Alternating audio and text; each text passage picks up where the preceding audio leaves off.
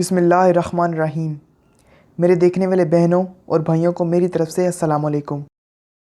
نبی کریم صلی اللہ علیہ وسلم نے ارشاد فرمایا، اگر دنیا اللہ کے نزدیک مچھر کے پر کے برابر بھی ہوتی تو کسی کافر کو ایک گھونٹ پانی بھی پینے کو نہ دیتا۔ نبی کریم صلی اللہ علیہ وسلم نے ارشاد فرمایا،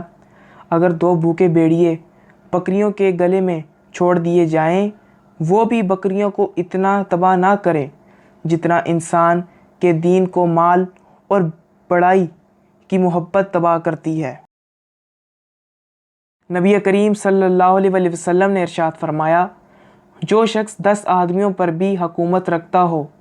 وہ قیامت کے دن ایسی حالت میں حاضر کیا جائے گا کہ اس کی مشقیں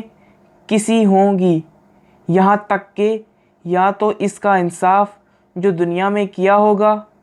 اس کی مشق کھلوا دے گا، اور یا یہ بے انصافی جو اس نے دنیا میں کی ہوگی اس کو ہلاکت میں ڈال دے گی۔ نبی کریم صلی اللہ علیہ وسلم نے ارشاد فرمایا، دنیا اس شخص کا گھر ہے جس کا کوئی گھر نہ ہو، اور اس شخص کا مال ہے جس کے پاس کوئی مال نہ ہو، اور اس کو خود ضرورت سے زیادہ وہ شخص جمع کرتا ہے جس کو عقل نہ ہو۔ نبی کریم صلی اللہ علیہ وسلم نے ارشاد فرمایا،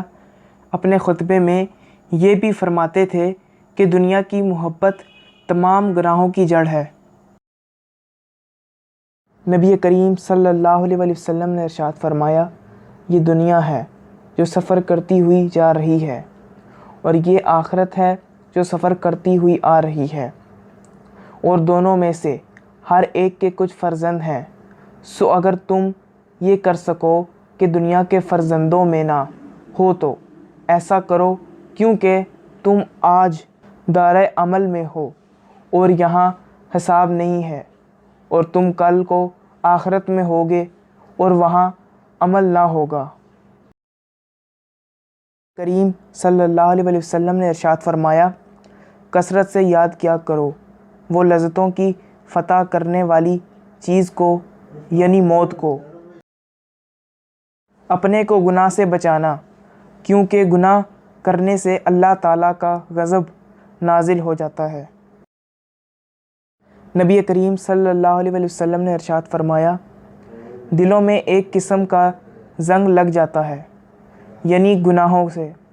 اور اس کی صفائی استغفار ہے۔